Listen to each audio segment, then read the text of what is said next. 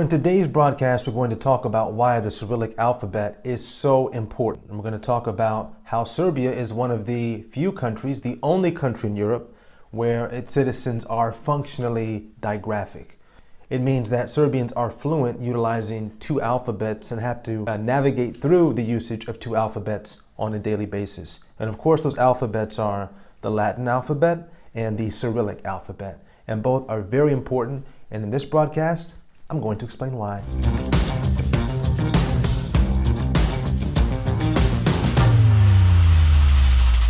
To begin, Serbian has 5 vowels and 25 consonants.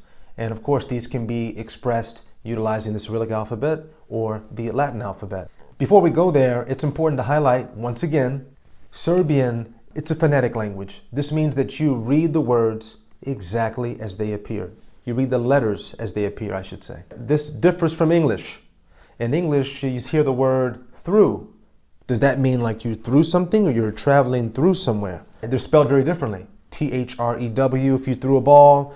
If you're traveling through someplace, that's T-H-R-O-U-G-H. It's like, it gets crazy. We can thank the French influence for that. Shout out to French. I love French too. But it does make spelling a bit of a challenge.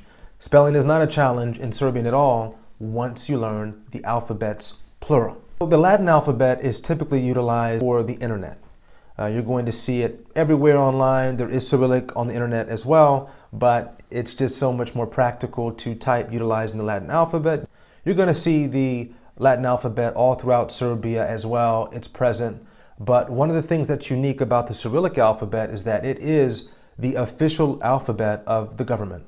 And by that I just mean for official documents, for street signs, for the names of buildings and companies and things like this, or restaurant menus, for example, the Cyrillic you're going to see very frequently.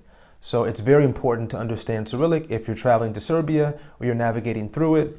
It's not the end of the world if you don't, but I'm just telling you, please give it a shot because it's beautiful and it's going to make your experience in Serbia so much richer. One of the most dynamic things that learning Cyrillic does is it makes your brain more pliable. I think this is a critical step to the internalization of language learning.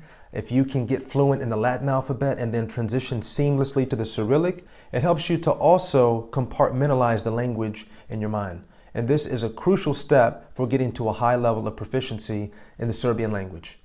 What you're going to have to do linguistically, create divisions between the language that you speak as your mother tongue and the Serbian language. It doesn't mean you can't make connections from your mother tongue into Serbian, but it does mean you have to understand what's different about it just as much as you understand what's similar about it in order to create divisions in your mind. This is how it's possible for people to very seamlessly just transition from one language into another. It's because they exist as separate entities inside the mind. Learning Cyrillic and the Latin alphabet just creates that added step of empowering you to make those differences more apparent throughout the learning process. It's a wonderful thing. Another big reason to learn Cyrillic is because when you're learning Cyrillic and you go to a restaurant and you can read the menu and then you can order from the waiter or the waitstaff in Serbian, it just really showcases your effort. And Serbs are going to just praise you and go, wow, you're learning Cyrillic? I can't even believe you would do that. And it's going to blow their mind too. I think it's just a nice little motivational incentive to pick up Cyrillic. Speaking of which, let's just go into a few things that you can do to practice learning Cyrillic. So there are some letters in the Cyrillic alphabet that do resemble English letters. And again, this goes back to what I just said. Do not look at those letters as being the letters that you associate in your mother tongue, i.e. English in this particular case. Okay, don't do that. If you do that, it's going to be very hard to get fluent in Cyrillic. When people struggle with Cyrillic, it's because they continue to see the English alphabet in the Cyrillic alphabet. Stop doing that. Don't do that. And I'm going to show you a drill on how you can stop doing that. We're going to practice it right now so I can show you what I mean. The reason why I'm going to show you this little exercise is because I fundamentally believe that everyone can get very proficient in Cyrillic alphabet in 1 week. You heard me right, folks. 1 week you can be proficient in Serbian Cyrillic if you're dedicated to it. That's all it's going to take. It probably took me about a week, to be honest with you. I think it takes some people 3 days. There are a lot of people out there who are way smarter than me and they'll pick it up like that. Took me about a week, but I was dedicated to it. And I'm going to show you the drills that I did to help build my fluency and proficiency reading Cyrillic. So let's look at this sheet here. Now, when you see this, the first thing that you think of if you're an English speaker is you say, oh, well, that's a P and that's a C. No, it's not. Not in Cyrillic, it's not. So stop telling yourself that. It's not. So what is it then? See, that's the question. When you see this, this is R. This is S. Let's do this 5 times. Watch the magic of your mind. Here we go. R, R, R, R, R, S, S, S, S, S. You see how quickly your mind adjusted? It did, didn't it? What is this one?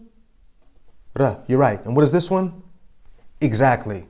And that's my point. If you study Cyrillic like that, you're going to save yourself a lot of headaches. So you're going to see other letters that look very similar in Cyrillic when compared to English. They're not the same, and don't even tell yourself that it's the same. Very simple, right? So already you're on your way to learning Cyrillic. You should be proud of yourself. You can do this, but you have to apply yourself and be willing to disassociate what you've previously learned from English when applying it to Serbian Cyrillic. Isn't that beautiful? Isn't that a great mind drill to do? You should be excited about this. Something else to consider is we often think that it's just so much hard work to learn a language. It's so hard to learn Cyrillic. It's so hard to learn the Latin alphabet. Stop saying it's hard. Stop saying it, man. It's not true. Think about it like this. When you go to the gym, if you get a dumbbell and you start curling and you get heavy weight and you continue to do that, what's going to happen? You're going to develop your bicep. Your bicep muscle is going to magically appear. All you had to do was lift the weight, and then your body did the rest of the work for you. That's how it is with language learning too. Your mind is going to do all the heavy lifting for you, but you have to take the first step of introducing certain key concepts into your mind in order to create the possibility of that process. Then the process is going to take a life of its own. And this is what I mean when I said in the previous broadcast that even when you think you're not learning, you are learning because your mind is working for you at all times. Even when you sleep. This is where dreams come from. How crazy is that you can close your eyes and consciously shut your body down and your mind is still working and can take you to these crazy faraway places. So imagine what your mind can do with the language if you're constantly introducing new key concepts and words and vocabulary into it. Just let your mind do all the heavy lifting for you, but you have to take the first step of at least picking up the weight. That's simple. So when should you begin learning Cyrillic? I always recommend to people start as a beginner, as an absolute beginner, start with the Latin alphabet first. This is key. You want to stabilize your study routine. You want to create some consistency. You want to learn the sounds and you want to be able to get somewhat acclimated to the language. Once you transition from absolute beginner into advanced beginner and then into intermediate, I would say right at that bridge, before you even get to intermediate, I would say at advanced beginner, start introducing some Cyrillic into your study repertoire. And you can do that utilizing the resources at serbianlanguagepodcast.com. It's all there for you already. You can get plugged in and you can begin that journey. I've been using it a lot. I'm reading a lot in Cyrillic now. It's a beautiful thing. And it takes my mind and my learning and my motivation to new heights when I find myself manipulating this language and working within it in 2 different alphabets, which I think is the coolest thing in the world. Some of you might be wondering, so how do Serbians even become fluent in the Cyrillic or Latin alphabet? I know I was curious about that, and guess what I found out? Here's what they do. So from the beginning of school all the way up until 4th grade, there's a government mandate that requires that instruction be taught in both Latin and Cyrillic alphabet. And here's how that process works. So for 1 week, teachers are going to instruct their students utilizing the Latin alphabet. And all the homework they have to do for that week, it has to be in accordance with the Latin alphabet. Then the following week, the teachers will then teach the Cyrillic alphabet, and the homework assignments have to be completed in Cyrillic. And they just keep alternating. So this is the reason why a lot of Serbs are they're completely functionally digraphic and able to navigate between the 2 alphabets seamlessly because they learn the language with both alphabets infused inside of instruction. But that's how Serbians actually become fluent in Cyrillic and Latin. And I think that's a very fun fact. We don't really have that in the States. That same kind of system. We don't have 2 alphabets. So this might be a bit of a foreign concept for those of us who are coming from countries that don't have that same system. But I think it's a beautiful system. I wanted to let you guys know about that fun fact. So in short, please learn Cyrillic, give it a shot, but make sure that as you're beginning your first 2-3 months or so of studying, become acclimated and proficient in the Latin alphabet first. If you found this video to be helpful, please give us a big thumbs up, subscribe, and let us know what you think in the comments. Are you learning Cyrillic? And if so, how is that going for you? Which of the two alphabets do you prefer? Thank you so much for tuning in. Check out future broadcasts, and again, subscribe to the channel and join us as we take a deeper dive into the Serbian language. Ciao, drugari.